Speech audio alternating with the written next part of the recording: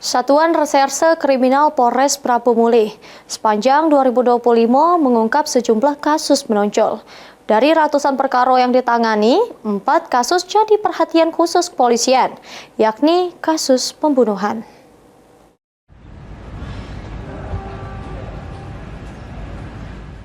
Selama 2025, Satreskrim Polres Prabu Mulih mengungkap 4 kasus menonjol terjadi di wilayah hukum Polres Prabu Mulih. Hal ini disampaikan langsung Kapolres Prabu Mulih AKBP Bobi Kusuma Wardana pas ngandok rilis akhir tahun di Mapores Prabu Mulih. Keempat kasus menonjol tersebut segalanya kasus pembunuhan yang diungkap oleh jajaran Satreskrim Polres Prabu Mulih sepanjang 2025.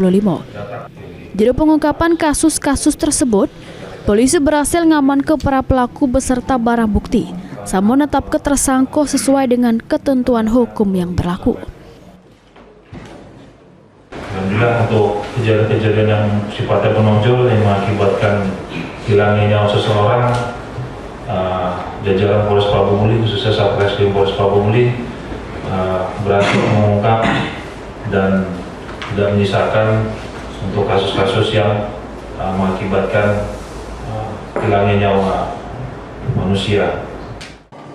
Kedepan, Polres Prabu Mulih berkomitmen untuk terus meningkat ke kinerja juru penegakan hukum guna cipta ke situasi Kamtibmas yang kondusif di Kota Prabu Mulih.